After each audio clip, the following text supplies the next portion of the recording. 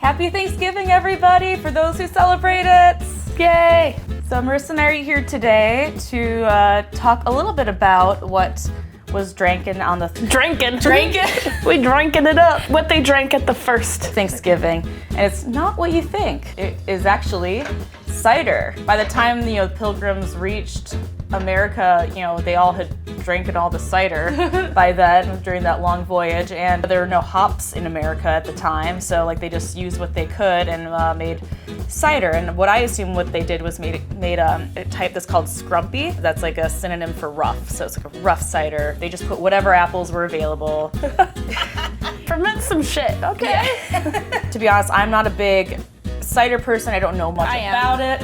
So she's excited. I'm excited. So I didn't really know what type of cider specifically would be good for what we're watching today, which is The Simpsons. The Simpsons! Season 2, Bart versus Thanksgiving. I figured it'd be fun just to have a taste test of various ciders that relate to each of the nuclear Simpsons family. The Simpsons is what taught me to tell the difference between cider and juice. Where Flanders says, if it's clear and yellow, you've got juice there, fellow. If it's tiny and brown, you're in cider town. Homer, I chose Golden State cider. It's not super fancy, it's just dry, crisp, fairly low ABV, 6.3. He wouldn't want anything too sugary. Marge, on the other hand, I think she would want a very sweet cider. So for her, I got Angry Orchard Rosé. Marge, she was not a big drinker herself. She would want something sweet. She really didn't know where to start. So she would just find something that she's seen around, which would be Angry Orchard. That's a very common domestic cider. And the Rosé that just kind of goes with the whole housewife trope. Oh, nice. Lisa's the historical buff, all around smart buff. So she went with an actual Scrumpy cider, and not only that, it's organic too. This was JK's Scrumpy hard cider. Bart, he's got his spiky hair, but he's also, he's kind of prickly on the outside in a way. He's this kid who just gets up to no good. But then on the inside, you find out he's just a sweet, kid. So for him, I chose Pacific Pineapple. This is from Two Towns Cider House. It matches his personality. Hair. And his pineapple hair. And then finally, Maggie, this one was hard because her thing is she falls over and she sucks her pacifier. That could be any cider, really. But for this one, I chose Reverend Nate's hard cider called Revival Hard Apple. Revival, birth, she's the youngest, she's a baby. Let's just start up, down. Homer to Maggie. Great. So let's start with Golden State. This is their Mighty Dry. It's going to... Oh yeah, it can be classy. Cheers. Oh, it tastes yellow. That's a really good analogy for it. It's it tastes like organic apple juice, the kind when you're a kid, you go to that one friend's house whose mom is super hippy dippy and into all the organic stuff, and that's all she gives you. The non-fun mom. This is pretty good. It's still very sweet for me. See, I can tell it's more dry than... So shall we move on? Yeah. The Rosé. This is one I'm kind of dreading, to be honest. Oh, I'm excited. It's pink! Of course it's pink. It's Rosé. Just like the ball gown that Marge wears when she becomes a society lady. This is good. Okay. It's deliciously sweet. It tastes like rose. It tastes like a Jolly Rancher. Like a strawberry Jolly Rancher. Homie! In elementary school, I would do a whole Marge Simpson impersonation. Now kids, go to bed. You're so good at it. Such a good party trick. We're gonna do it all the time now. This is what we have to share. No worries, I won't have a cow man. Right. It had a very strong pineapple smell hit me. Oh, me too. Even though it's really sweet, I love pineapple so much. If you ever have this, just inhale it before. It's just whew, pineapple right in your face. Bart's usually in your face too with his antics. Wonder if you mix them together. Oh shit. Just a little. Is it good? It makes it more full-bodied. Ooh, let me check. Yeah, I do like that. Makes it more kind of, not as pineapple-y, but more just sort of, just like a broader spectrum. I can feel a little bit of a buzz already. Yeah. I feel like ciders hit you harder. Now it's Lisa time. Yes. The Scrumpy. So this is a Michigan cider. Is it a Michigan cider? That's what it says on the back. Oh shit, I didn't even check that. Yay, shout out to JK's excited. Taste of Michigan finally on this show. Strong cider smell. Oh yeah. This reminds me of the mills. Yeah, everywhere. for sure. Okay.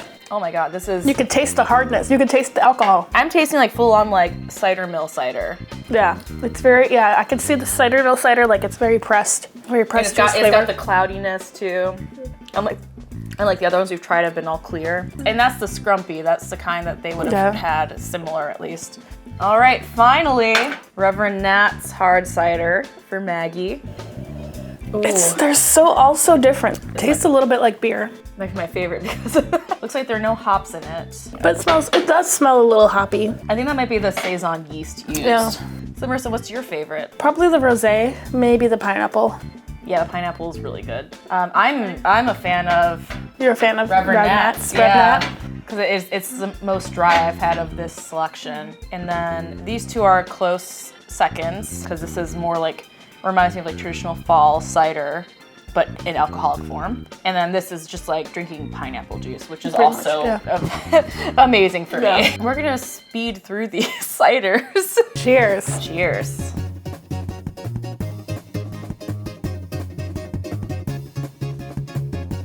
I forgot about daylight savings today and just realized we're losing light. So we're gonna get going.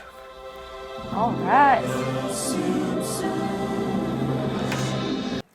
See, I looked this up. I was hoping like that these the couch opening had something to do with like the episode upcoming, but I was disappointed to learn that that wasn't the case. No, it's just like a cute little different animation. She took my glue. It's not yours, Bart. This is family glue. This is Thanksgiving, so glue friendly or I'll take your glue away and then no one will have any glue to glue with. Dad, this isn't about glue. It's about territoriality. That's so topical for Thanksgiving too. Yeah.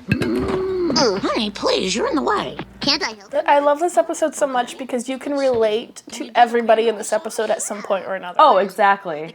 Like, we've all been the kid who wanted to help their mom and did it the most lazy way, and then even the mom who's had to like do it all for them anyway. And then we've all been now that we're adults, we've all been the adult with the kid in the room. Yeah. The kid, how do I do this? How do I do this? You brought food. Just a few things. We've all been the host, and then people brought food. And assuming that like your food's just gonna be awful. Lisa, my goodness. That's very impressive. Aww. All the work she put into it. Yeah. Having had so much sugar now, like the pineapple, as much as I love it, it's like Too much. so much. I've definitely been the younger sister in this situation. My brother would destroy it. Hey, that got her going. Bitchin'. You ruined Thanksgiving. Nowadays, we know not to say stuff like that to our kids. Now we know. In the 90s, we were such babes. Long before then. When you feel like coming down, we'll be there. See, that's the right way to parent. Yeah. Burns is my favorite character. I love Smithers. Uh-oh. Les Miserables, that's Bart stealing the pie. trying to steal the pie. Release the hound. Apparently, that was the first time he said release the hounds. Hey, I can bleed. I like how they don't show Bart doing anything illegal. Like, it's clearly they're aware of kids were watching the show at the time. And also, I'm sure that like that kind of like mindfulness too just adds to like the production value too. It's like you don't have to animate an entire new scene from it. You just get that all compacted into one little animation. 100%. That's my dog. Just eats the cookie, yeah. Oh, we have lots of names for these people. Bums, deadbeats, losers, scums of the earth.